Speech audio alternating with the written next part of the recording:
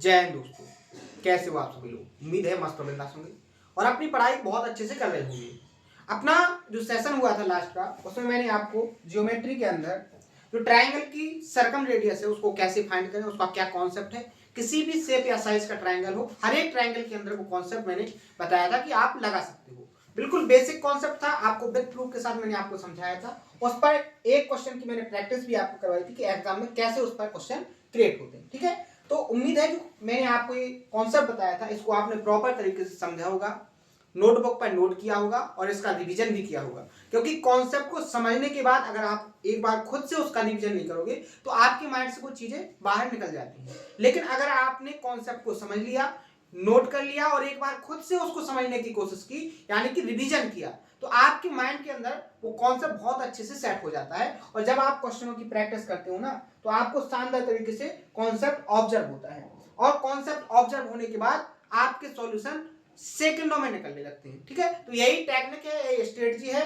अपने सिलेबस को बहुत अच्छी तरीके से कंप्लीट करने की और सिलेबस पर बहुत अच्छे से पकड़ बनाने की। ठीक है, तो आइए आज का सेशन स्टार्ट करते हैं। लेकिन अगर कोई नया है तो उससे उम्मीद करेंगे कि लास्ट के सेशन को कंप्लीट करें, क्योंकि कॉन्सेप्ट का रिदम अगर आपका टूटेगा तो आगे के कॉन्सेप्ट आपको समझ में नहीं आएंगे। ठीक है, तो कल का जो सेशन हुआ था उसमें मैंने आपको केवल इतना बताया था कि अगर आपको एक एंगल दिया है किसी ट्रायंगल का, किसी भी शेप या साइज का हो, चाहे वो एक्यूट एंगल हो, चाहे वो राइट एंगल हो, या इक्विलेटरल ट्रायंगल हो, या आपका ऑब्टूज एंगल ट्रायंगल हो, यानी किसी भी साइज या शेप का ट्रायंगल हो, लेकिन उसका आपको एक एंगल दिया हो और उस एंगल के सामने वाली साइड दी हो, तो आप उस ट्रायंगल की सर्कम रेडियस फाइंड कर लोगे। कैसे? जो आर की वैल्यू होगी, आर की वैल्यू किसके इक्वल टू होगी? साइड अपॉन 2 इंटू साइन ए, 2 इंटू साइन ए। इस फॉर्मूले से आप क्या करोगे? उस ट्रायंगल की क्या निकाल लोगे? सर्कम रेडियस को फाइंड कर लोगे। बेसिक तरीका था, बिल्कुल सिंपल लॉजिकल तरीके से मैंने आपको समझाया था। तो ये आपको कॉन्सेप्ट समझ में भी आ गया होगा और इस पर मैंने आपको एक क्वेश्चन सॉल्व करके भी बताया था। ठीक है, ये हो गया आपका एक तरीका। एक तरीका और है जो हर एक ट्रायंगल में आप फॉलो कर लोगे, हर एक ट्रायंगल के अंदर लगा सकते हो। उससे आप क्या करोगे? उस ट्रायंगल की क्या कर लोगे? सर्कम रेडियस को फाइंड कर लोगे। कैसे? तो सबसे पहले आप समझिए कि मैंने आपको एक कॉन्सेप्ट बताया था। कॉन्सेप्ट क्या बताया था कि आपका जब साइन रूल मैंने आपको पढ़ाया था कि उसका जो एरिया होता है वो क्या होता है? अगल बगल की साइड का मल्टीप्लाई इंटू क्या होता है? बीच के एंगल का साइन थीटा इंटू 1/2। इससे आप उस ट्रायंगल का क्या निकाल सकते हो? एरिया फाइंड कर सकते हो। तो यहां पर देखो, आपको मैंने फॉर्मूला बताया है कि आर की वैल्यू होती है 1/2 साइन। ये आपको फॉर्मूला बताया है। अब इसी से एक फॉर्मूला और जनरेट होता है, वो कैसे होता है वहां देखिए। मैंने आपको बताया था कि अगर इस ट्रायंगल ए बी सी में आपको एंगल ए की वैल्यू दी गई है, ठीक है, और ए को बनाने वाली दोनों साइड ए बी और ए सी दी गई है, तो इस कंडीशन में इस ट्रायंगल का एरिया क्या होगा? तो आपका तुरंत जवाब आना चाहिए कि इसका एरिया जो होगा, एरिया को अपन डेल्टा से डिनोट करते हैं। किससे? एरिया को डेल्टा से।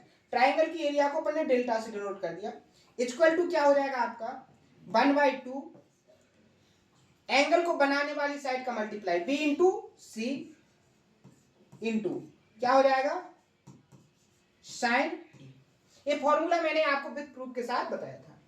अगर आप यहां से आप यदि साइन ए की वैल्यू को निकालोगे तो 2 ऊपर पहुंच जाएगा, तो 2 डेल्टा साइन ए की जो वैल्यू होगी वो क्या हो जाएगी? साइन ए इक्वल टू क्या हो जाएगा? 2 डेल्टा अपॉन बी सी। अगर आप इस वैल्यू को यहां पर पुट करोगे तो आपको क्या मिलेगा? यहां पर आर की वैल्यू क्या हो जाएगी? ए अपॉन क्या हो जाएगा? 2 इंटू साइन ए की वैल्यू को क्या पुट करना है अपन को? 2 delta upon BC, 2 delta upon BC. ठीक है, क्लियर है? यहां से देखो कि बीसी ऊपर पहुंचेगा तो आर की जो वैल्यू होगी वो क्या हो जाएगी? ए बी सी अपॉन 2 2 जा 4 डेल्टा। यानी यहां से आपका एक और बेसिक फॉर्मूला बन गया सर्कम रेडियस निकालने का। क्या? कि अगर आपको कोई ट्रायंगल दिया है और उस ट्रायंगल की आपको तीनों साइड दी गई हैं, तो आप उसकी सर्कम रेडियस को फाइंड करोगे कैसे, r equal to a into B into C upon 4 delta. 4 delta क्या है, डेल्टा है आपका एरिया, ABC क्या है, ट्राइंगल की साइड। तो दूसरा इंपॉर्टेंट कॉन्सेप्ट हो गया आपका सर्कम रेडियस निकालने का कि a into B into C upon 4 delta. ठीक है, एक कॉन्सेप्ट हो गया अपना r equal to a upon 2 sine. ठीक है, उम्मीद है दोनों कॉन्सेप्ट आपको समझ में आ गए होंगे। ठीक है, आज पर देखो क्वेश्चन कैसे एग्जाम में पूछे गए हैं, ये तो मैंने आपको कल के सेशन में प्रैक्टिस करवाया था। नेक्स्ट क्वेश्चन 12, यहां देखो एसएससी सीएचएसएल जो टीआई 2 था मेंस 2022 में पूछा गया क्वेश्चन है। शानदार तरीके से क्वेश्चन क्रिएट हुआ था और क्वेश्चन बहुत ही लॉजिकल तरीके से क्रिएट होते हैं। बस कॉन्सेप्ट आपको आना चाहिए, कॉन्सेप्ट को ऑब्जर्व करने की क्षमता आपके अंदर होनी चाहिए। और वो क्षमता आपके अंदर कब डेवलप होगी, जब आप हर एक कॉन्सेप्ट को प्रॉपर तरीके से समझो, उसको नोट करो और उसका रिवीजन करो, तो आपको कॉन्सेप्ट बहुत अच्छे से समझ में आएंगे। आप खुद से कॉन्सेप्ट को क्रिएट करोगे। बहुत सारे ऐसे लॉजिक होते हैं जो आपके माइंड में खुद से सर्कुलेट होने लगेंगे, लेकिन आप सोचो कि कॉन्सेप्ट को देखने से आपकी माइंड के अंदर कॉन्सेप्ट सेट हो जाए, तो ये आपकी उम्मीद बिल्कुल बेकार है। ऐसा कभी भी पॉसिबल नहीं है। जब तक आप किसी डाटा के ऊपर काम नहीं करोगे, तब तक आपके माइंड के अंदर वो डाटा सेट नहीं होगा। सीधी सीधी सी बात है। ठीक है, और आप एक बात अपनी माइंड के अंदर सेट कीजिए कि अगर आपको अपने माइंड को हमेशा मोटिवेट और अपने हर एक कंटेंट को बहुत अच्छे से मजबूत करना है, तो हर एक डाटा पर बहुत ज्यादा काम करना स्टार्ट कर दीजिए। जैसे आपका अगर मैथ कमजोर है, तो मैथ के हर एक डाटा पर आप काम करना स्टार्ट कीजिए, चाहे वो कितना सिंपल डाटा हो, उस पर काम स्टार्ट कीजिए। आपके अंदर ऑटोमेटिकली जब आप डाटा पर काम करेंगे, तो आपके माइंड के अंदर ऑटोमेटिकली और ऐसा डाटा सर्कुलेट होगा जो आपके माइंड की क्षमता को बहुत ज्यादा डेवलप करेगा। और बहुत सारे ऐसे कॉन्सेप्ट होंगे जो आपकी कैलकुलेशन को, आपके कॉन्सेप्ट को समझने की क्षमता को बहुत ज्यादा लेवल तक डेवलप करेंगे। और आपको अपने अंदर फील होगा कि अब मुझे कुछ ना कुछ आ रहा है, और इससे आपके माइंड के अंदर जो निगेटिविटी थी, जो डिमोटिवेशन था कि मुझसे नहीं हो रहा है, वो पूरी तरीके से जीरो हो जाएगा। और आपके अंदर एक नई ऊर्जा, एक नया मोटिवेशन आएगा, जो केवल और केवल डाटा पर काम करने से आएगा, ना तो किसी फालतू मोटिवेशन शॉर्ट देखने से, ना ही किसी मोटिवेशन स्पीच देखने से। केवल मोटिवेशन आएगा तो आपके खुद के वर्क से, आपके खुद के हार्ड वर्क से। आप डाटा के ऊपर जितना ज्यादा काम करोगे, जितना हार्ड वर्क करोगे, उतना ज्यादा आप खुद को मोटिवेट करोगे। ठीक है, समझ में आ गया? तो देखो इस क्वेश्चन को कैसे अपन को सॉल्व करना था। क्वेश्चन कह रहा था कि एक त्रिभुज की भुजाएं, यानी एक जो ट्राइंगल दिया है उसकी भुजाएं 12 सेंटीमीटर, 9 सेंटीमीटर और 9 सेंटीमीटर। यहां से क्लियर हो गया। अब जैसे आपको साइड दिखी ना ट्राइंगल की, तो यहां पर दो इक्वल साइड दिखी, तो यहां पर आपको समझ में आ गया ये जो ट्राइंगल है वो आइसोसेलेस ट्राइंगल है। कौन सा ट्राइंगल है? आइसोसेलेस, समद्विभाजक, समद्विबाहु त्रिभुज है। कौन सा है? समद्विबाहु त्रिभुज है। आगे देखो, इस त्रिभुज के परिवृत्त, परिवृत्त का मतलब सर्कम सर्कल की जो सर्कम रेडियस है वो फाइंड करनी है। बिल्कुल सिंपल सा तरीका है। अगर मैंने आपको बताया कि ट्रायंगल की तीनों साइड्स दी गई हो, क्या दी गई हो? ट्रायंगल की तीनों साइड्स दी गई हो, तो आप उस कंडीशन में क्या कर सकते हो? ट्रायंगल का सर्कम रेडियस फाइंड कर सकते हो। कैसे? आर की जो वैल्यू होती है, आर इक्वल टू क्या होता है? A into B into C. A B C क्या है? ट्रायंगल की साइड अपॉन 4 रेडियस। ये मैंने आपको कौन सा बताया है। अब आपको साइड तो तीनों पता है, आर की जो वैल्यू को फाइंड करना है, तो साइड तो तीनों पता है, 12 इंटू 9 इंटू 9 अपॉन 4। अगर आपको डेल्टा की वैल्यू फाइंड हो जाए, तो आप क्या करोगे? सर्कम रेडियस को फाइंड कर लोगे। डेल्टा की वैल्यू को कैसे निकालते हैं? एरिया कैसे निकालेंगे? हीरोइंस के फॉर्मूले से। कैसे? सेमी पेरीमीटर क्या निकलेगा इसका? 12 और 9 इंटू 9, सॉरी प्लस, तो क्या हो जाएगा? 9 9 18, 18 और 12 30, 30 सेमी पेरीमीटर 15, तो क्या हो जाएगा? 15 इंटू 15 से इसको माइनस करेंगे 12 को, तो 3, 15 से 9 को माइनस 6, 15 को 9 से माइनस 6। अब देखो रूट्स को हटाएंगे, सॉल्व करेंगे तो कैसे करेंगे? 6 इंटू 6, तो रूट से बाहर एक 6 आ जाएगा। अब देखो इसमें एक 3 है और एक 3 है, तो एक 3 बाहर आ जाएगा। रूट में क्या बचेगा आपका? 5।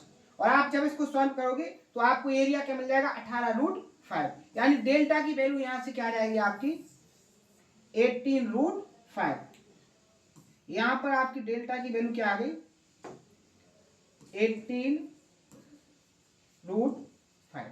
क्लियर, यहां तक क्लियर। सॉल्व करो, 4 दिया 12, 3 6 18, 3 दिया 9 और 3 दूनी 6। आंसर आर की जो वैल्यू आएगी वो क्या आएगी 27/2√5। ठीक है। अब देखो यहां ऑप्शन में भी थोड़ी एग्जामिनर ने कलाकारी कर दी। क्या कलाकारी, आपको ये आंसर नहीं दिख रहा है, उसने क्या किया ऊपर नीचे √5 से मल्टीप्लाई कर दी। कर सकते कि नहीं कर सकते, बिल्कुल कर सकते, सेम नंबर से ऊपर नीचे मल्टीप्लाई कर सकते। जब करोगे तो √5 से √5 का मल्टीप्लाई होगा तो 5 आएगा, और 5 का जब 2 में मल्टीप्लाई होगा तो 10 हो जाएगा। तो आर की जो वैल्यू होगी वो क्या हो जाएगी 27√5 अपॉन में क्या आ जाएगा 10 सेंटीमीटर। और ऑप्शन नंबर आपका सी यहां पर क्या हो जाएगा करेक्ट आंसर। समझ में आ गया ना कैसे करना था। तो इस तरीके से, इस लॉजिक से आपको क्वेश्चन सॉल्व करने होते हैं। और ये जो कैलकुलेशन है 1-2 सेकंड की है। अगर आप एग्जाम के हॉल में इस क्वेश्चन को सॉल्व करते तो मुश्किल से 2 से 3 सेकंड में ही आप अपना आंसर फाइंड कर लेते। मैंने हर एक डाटा को बहुत अच्छे से समझाने की कोशिश की है कि एवरेज से एवरेज स्टूडेंट को समझ में आ जाना चाहिए। ठीक है, आगे बढ़ जाए। नेक्स्ट क्वेश्चन देखो, नेक्स्ट क्वेश्चन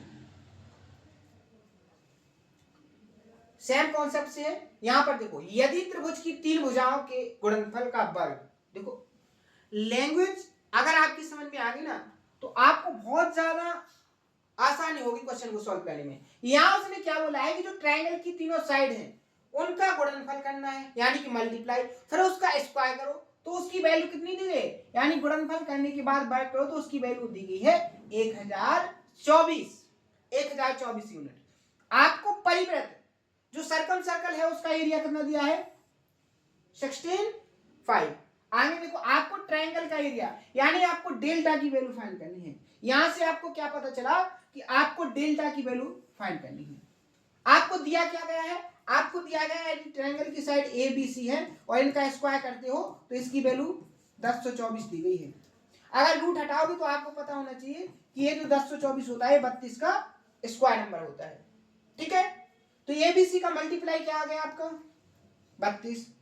आपको परिवृत्त यानी कि सर्कल का एरिया क्या होता है पाई आर स्क्वायर, इसकी वैल्यू 16 पाई दी गई। पाई से पाई कैंसिल, आर की वैल्यू यहां से क्या आ जाएगी आपकी, आर यहां पर कैपिटल होगा क्योंकि सर्कल सर्कल है, तो यहां कैपिटल आर की जो वैल्यू हो जाएगी वो क्या हो जाएगी यहां से 4। क्या हो जाएगी 4। आपको एबीसी की वैल्यू पता चल गई, आपको आर की वैल्यू पता चल गई। अब आपको पता होना चाहिए कि आर क्या है आपका सर्कम रेडियस, कैसे निकलेगा A B C upon 4 delta. आपको आर की वैल्यू 4 दी गई है, एबीसी का मल्टीप्लाई 32 दिया गया है, यहाँ 4 और डेल्टा। 4 से इसको काटोगे 8 आएगा, 4 से इस 8 को काटोगे 2 आ जाएगा। तो डेल्टा की जो वैल्यू होगी वो कितनी आ जाएगी 2। और डेल्टा है क्या आपका ट्रायंगल का एरिया। तो ऑप्शन नंबर ये यहां पर क्या हो जाएगा करेक्ट आंसर। ठीक है ना, तो कॉन्सेप्ट किसी भी तरीके से यूज हो सकता है आपका। आपने भले सीखा है कि R equal to A into B into C upon 4 delta, लेकिन एग्जामिनर इसको कैसे यूज करना चाहता है, एग्जामिनर कैसे क्वेश्चन करना चाहता है, वो टेक्निक, वो एक्टिविटी, वो आपको प्रोसेस बहुत अच्छे से आनी चाहिए। और ये प्रोसेस आपके माइंड के अंदर कब डेवलप होगी, जब आप हर एक टाइप की लैंग्वेज, हर एक टाइप के क्वेश्चन की प्रैक्टिस करोगे बहुत अच्छे से। ठीक है, समझ में आ गया, आगे बढ़ गए नेक्स्ट क्वेश्चन। अब देखो यहां से अपन सीखेंगे बहुत ही बेहतरीन क्वेश्चन। मैंने क्या बोला था कि सर्कम रेडियस को फाइंड करना है। सर्कम सेंटर अपन पढ़े, जैसे अपन ने इन सेंटर को पढ़ा, इन सेंटर में सबसे पहले बेसिक कॉन्सेप्ट, उसके बाद स्पेशल ट्रायंगल करके कॉन्सेप्ट। अब इन सेंटर में केवल अपना एक कॉन्सेप्ट छूटा था कि इन सेंटर की पोजीशन एक ही कॉन्सेप्ट से पता चल गई थी कि इन सेंटर हमेशा और हमेशा कहां पर होगा ट्रायंगल के अंदर। लेकिन मैंने जब स्टार्टिंग किया था आपको सर्कम सेंटर, तो मैंने आपको एक की पॉइंट लिखवाया था कि जो सर्कम सेंटर होता है, सर्कम सेंटर ट्रायंगल के अंदर भी हो सकता है, ट्रायंगल के ऊपर भी हो सकता है और ट्रायंगल के बाहर भी हो सकता है। ये कॉन्सेप्ट मैंने आपको की पॉइंट के फॉर्म में लिखवाया था। अब उस की पॉइंट को अपन प्रूफ के साथ समझेंगे, डायग्राम के साथ समझेंगे कि आखिरकार ट्रायंगल के अंदर कब होगा, ट्रायंगल के ऊपर कब होगा और ट्रायंगल के बाहर कब होगा, और ट्रायंगल के बाहर होगा तो कौन सी साइड होगा। समझ आए? यानी कि कौन सी साइड के ऊपर होगा, कौन सी साइड के अंदर होगा, कौन सी साइड के बाहर होगा और कौन सी ट्रायंगल के अंदर होगा। ये पोजीशन अपन को समझना है। तो हेडिंग बना लीजिए आप लोग, क्या? पोजीशन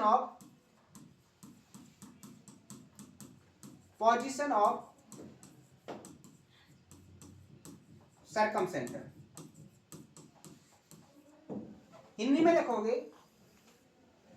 परिकेंद्र की स्थिति। किसकी? परिकेंद्र की स्थिति। बहुत अच्छे से समझेंगे, विद डायग्राम के साथ समझाने की मैं आपको कोशिश करूंगा। बहुत ध्यान से आप इसको समझना, ठीक है? एग्जाम में डायरेक्ट क्वेश्चन बनती है इससे, ठीक है? तो सबसे पहला ट्रायंगल देखेंगे अपन, क्या? Acute angle triangle. क्या समझेंगे? Acute angle triangle. कौन सा ट्रायंगल? एक्यूट एंगल ट्रायंगल, यानी कि हिंदी में बोलेंगे न्यून कोण। न्यून कोण का मतलब क्या होता है?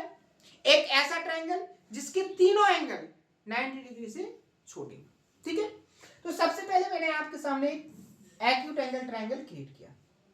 ये बन गया आपके सामने, क्या? Acute angle triangle ABC.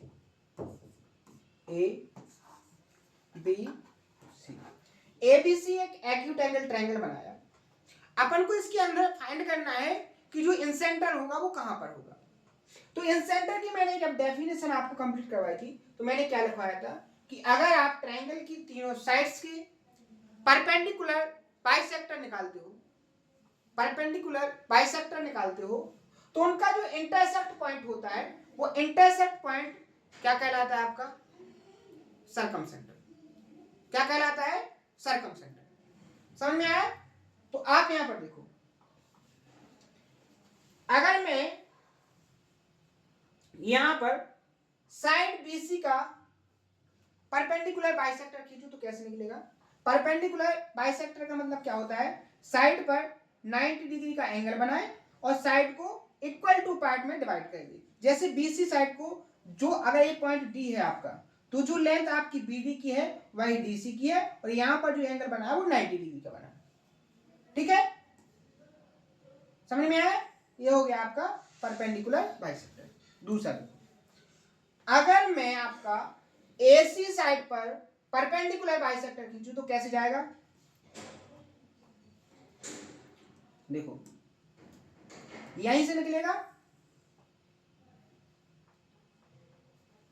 इस तरीके से। ये क्या हो जाएगा आपका? 90 डिग्री का एंगल, और यहां पर मान लीजिए पॉइंट क्या हो गया आपका? ए, ठीक है? जो लेंथ आपकी, यहां पर देखो थोड़ा सही से, ये यहां पर आएगा, ठीक है? ऐसे हो जाएगा,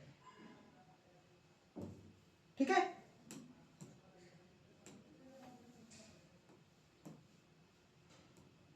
ऐसे, ये हो गया, ठीक है? जो लेंथ आपकी यहां पर ए की है वही एसी की होगी, ठीक है? तीसरी साइड आपकी ए बी है, ए बी पर ऐसे हो जाएगा, ठीक है ना? यहां मान लीजिए एफ है, तो जो ए एफ की लेंथ है वही बी एफ की लेंथ है। तो यहां आप देख रहे हो इन तीनों परपेंडिकुलर बाइसेक्टर का जो इंटरसेक्ट पॉइंट है वो यहां पर है, और ये जो इंटरसेक्ट पॉइंट है, इसी इंटरसेक्ट पॉइंट को आप क्या नाम देते हो? सर्कमसेंटर। यहां पर जो ओ होगा आपका, वो आपका क्या हो जाएगा यहां पर? सर्कमसेंटर। क्या हो जाएगा? सर्कमसेंटर। हिंदी में लिखोगे इसको परिवृत्त। क्या लिखोगे? परिवृत्त। समझ में आ गया? तो यहां से आपका क्या क्लियर हो गया कि अगर आप एक्यूट एंगल ट्रायंगल बनाओगे तो उसके अंदर ही आपका सर्कमसेंटर होगा, यानी कि एक्यूट एंगल ट्रायंगल के अंदर ही आपका क्या करेगा? सर्कम सेंटर लाई करेगा। ठीक है, यानी कि एक्यूट एंगल ट्रायंगल में अंदर क्या होता है, सर्कम सेंटर। ठीक है, एक डाउट क्लियर होगा। दूसरा आप देखो, दूसरा ट्रायंगल देखेंगे अपन क्या, right angle triangle. Right angle triangle, right angle triangle का मतलब क्या हो जाएगा, राइट एंगल ट्रायंगल यानी कि समकोण त्रिभुज। अब अपन समझेंगे कि समकोण त्रिभुज में जो एंगल, जो सर्कम सेंटर होगा वो कहां पर होगा। तो मैंने आपके सामने एबीसी, एबीसी क्या बनाया है, राइट एंगल ट्रायंगल समकोण त्रिभुज। यहां बी पर ये क्या है, राइट एंगल ट्रायंगल। क्या होता है, बी पर राइट एंगल ट्रायंगल। अब देखो, इसमें भी अपन वही प्रक्रिया करेंगे, क्या निकालेंगे, परपेंडिकुलर बाइसेक्टर। तो सबसे पहले आप यहां देखो, अगर मैं यहां से आपका साइड बीसी से परपेंडिकुलर बाइसेक्टर निकालूं तो कैसे निकलेगा, बीसी साइड के बिल्कुल मिड से निकलेगा और कैसे जाएगा, ऐसे जाएगा। ठीक है, यहां पर एंगल कितने डिग्री का बन जाएगा आपका, 90 डिग्री। ये यहां पर पॉइंट हो गया डी। ठीक है, क्लियर। जो लेंथ आपकी यहां से डीसी की है वही लेंथ आपकी यहां से बीडी की है। क्लियर। दूसरा देखो, अगर आप साइड एबी का परपेंडिकुलर बाइसेक्टर खींचोगे तो वो कैसे जाएगा, ऐसे, ऐसे जाएगा कि नहीं जाएगा। तो जो लेंथ आपकी यहां से है, मान लीजिए ई है, तो जो लेंथ आपकी ए से होगी वही बी की होगी, और यहां पर जो एंगल बनेगा वो 90 डिग्री का। अब मैं आपसे एक कॉमन बात पूछूं कि अगर आप AC का परपेंडिकुलर बाइसेक्टर निकालो तो वो कहां से निकलेगा, वो कहां से निकलेगा, यहीं से। और यहां पर आप देखोगे तीनों परपेंडिकुलर बाइसेक्टर मिलेंगे, तो यहां पर जो इंटरसेक्ट पॉइंट बनेगा, ये वाला, ये जो इंटरसेक्ट पॉइंट होगा, जो प्रतिच्छेद बिंदु होगा, यही आपका क्या हो जाएगा, O। क्या हो जाएगा, O। जो लेंथ आपकी OA की होगी वही लेंथ आपकी OC की भी होगी। ठीक है, क्लियर। यानी आप यहां से क्या समझे कि जो राइट एंगल ट्रायंगल होगा उसके हाइपोटेनियस पर, ये आपका अगर मान लीजिए एंगल आपका ये है, तो ये आपका परपेंडिकुलर, ये आपका बेस और ये आपका हाइपोटेनियस। तो यहां पर आप देखोगे कि जो आपका सर्कम सेंटर होगा कौन से ट्रायंगल, राइट एंगल ट्रायंगल के अंदर, वो कहां पर होगा, आपका हाइपोटेनियस पर होगा। और हाइपोटेनियस पर कहां पर, बिल्कुल मिड में होगा। यानी अगर आप यहां पर समझो कि आपका जो लेंथ OC की है वही लेंथ OR की है, तो जो आपकी ये होगी R से, अगर ये R है तो ये भी R होगी, क्योंकि सर्कम सेंटर से वर्टेक्स तक की दूरी को अपन क्या कहते हैं, सर्कम रेडियस। अगर OA R है तो OC भी R होगी, और यहां से एक कॉन्सेप्ट भी बन जाएगा कि R की वैल्यू क्या होगी, हाइपोटेनियस का आधा। अभी इसका अपन प्रूफ जानेंगे, लेकिन अभी आप यहां पर समझोगे कि जो पोजीशन होती है राइट एंगल ट्रायंगल के अंदर सर्कम सेंटर की, वो कहां पर होती है, हाइपोटेनियस के ऊपर। कहां पर होती है, हाइपोटेनियस के ऊपर। क्लियर हुआ यहां तक। तो दो ट्रायंगल अपने क्लियर हो गए कि अगर एक्यूट एंगल ट्रायंगल होगा तो उस कंडीशन में अपना जो सर्कम सेंटर होगा वो ट्रायंगल के अंदर होगा। ठीक है, अब एक्यूट एंगल ट्रायंगल क्लियर होने के बाद मैंने दूसरा आपको बताया है राइट एंगल ट्रायंगल। क्या बताया है, राइट एंगल ट्रायंगल। तो राइट एंगल ट्रायंगल जो होगा उसमें जो सर्कम सेंटर होगा वो हाइपोटेनियस के ऊपर होगा और हाइपोटेनियस के बिल्कुल मिड में होगा। दो कंप्लीट होगा कॉन्सेप्ट। तीसरा कॉन्सेप्ट आप हेडिंग बनाइए, यहीं पर मैं समझाने की कोशिश करूंगा आपको। देखो तीसरा, तीसरी हेडिंग हो जाएगी आपकी ऑब्टूज एंगल ट्रायंगल। ऑब्टूज एंगल ट्रायंगल क्या हो जाएगा, अधिक कोण त्रिभुज। अब अधिक कोण त्रिभुज कैसे बनेगा, जिसमें एक एंगल की वैल्यू क्या हो जाए आपकी 90 डिग्री से। देखो छोटा सा डायग्राम बनाने की मैं कोशिश करूंगा, यहां देखो थोड़ा स्पेस बनाते हैं, ठीक है।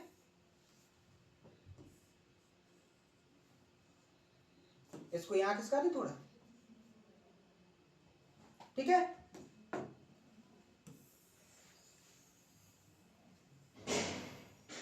यहां देखो, इसको थोड़ा इधर ले लें। अब अपन समझेंगे कि अगर आपके सामने ट्रायंगल बन गया क्या, ऑब्टूज एंगल ट्रायंगल। यानी कि अधिक कोण। तीसरा ट्रायंगल क्या हो जाएगा अपना,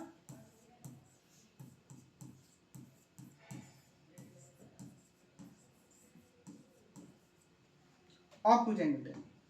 तो मैंने आपके सामने ये जो डायग्राम बनाया ये क्या हो गया आपका, ऑब्टूज एंगल ट्रायंगल। ठीक है, इसका नाम हो गया ए बी सी, यानी एबीसी एक ऑब्टूज एंगल ट्रायंगल है जिसमें जो एंगल है बी ये क्या है, ऑब्टूज। कौन सा एंगल है, ऑब्टूज, यानी कि अधिक कोण। अब यहां पर देखेंगे अपन कि जो सर्कम सेंटर होगा वो कहां होगा और किस तरफ होगा। ठीक है, तो वही कॉन्सेप्ट क्या निकालेंगे अपन, परपेंडिकुलर बाइसेक्टर। कैसे, सबसे पहले बीसी का परपेंडिकुलर बाइसेक्टर निकालेंगे। तो बीसी का मिड यहां होगा, यहां से 90 डिग्री का एंगल एस बन जाएगा। ठीक है, ये हो गया आपका परपेंडिकुलर बाइसेक्टर, यहां पर पॉइंट हो गया डी। ठीक है, और यहां जो एंगल बना है वो 90 डिग्री का। अब निकालेंगे अपन किसका, बी का। तो बी का ऐसे निकल जाएगा, हो जाएगा कि नहीं, यहां देखो ऐसे, यहां पर 90 डिग्री का एंगल होगा और जो लेंथ आपकी ये होगी वही है, ये मान लीजिए आपका ई पॉइंट है। ठीक है, तीसरा देखो, तीसरा आप यहां पर देखोगे, अगर आप साइड एसी का निकालोगे तो यहां से जाएगा ऐसे,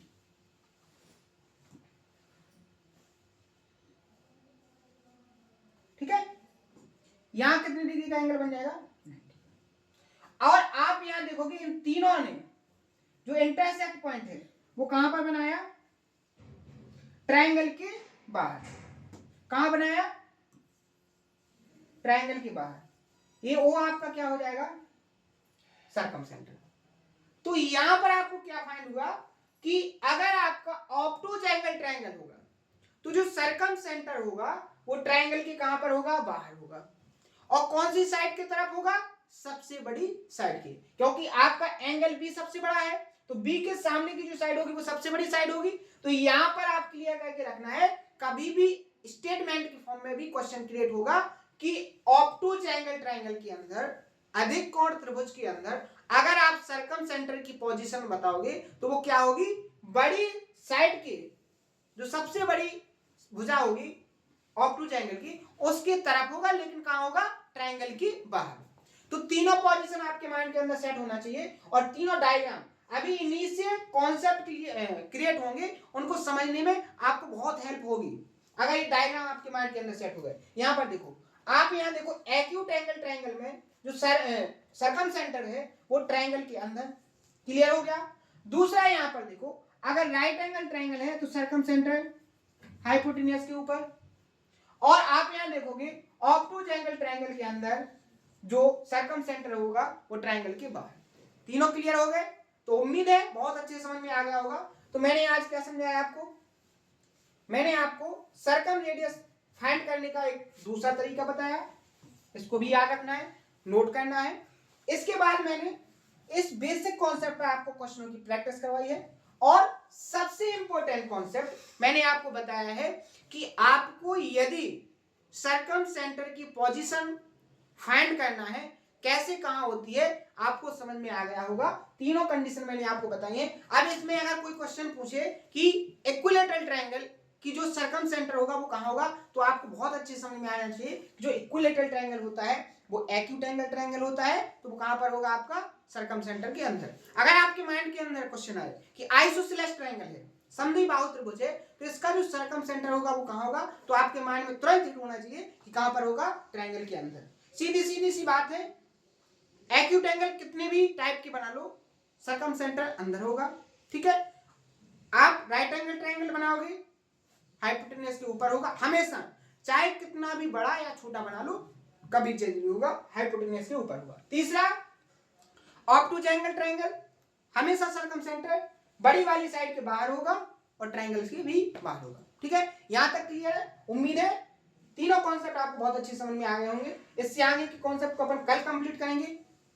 कल क्या से देखेंगे अपन, इक्विलैटरल ट्रायंगल और राइट एंगल ट्रायंगल की जो सर्कम रेडियस फाइंड करने का जो बेसिक कॉन्सेप्ट से हट के जो स्पेशल कॉन्सेप्ट है वो क्या है उसका प्रूफ समझेंगे और उस पर क्वेश्चनों की प्रैक्टिस भी करेंगे। तो आज के सेशन में अगर कोई डाउट हो तो उसको कमेंट बॉक्स में बताएं। आज के सेशन में इतना ही, मिलते हैं नेक्स्ट सेशन में इसी जोश और उम्मीद के साथ। Thank you.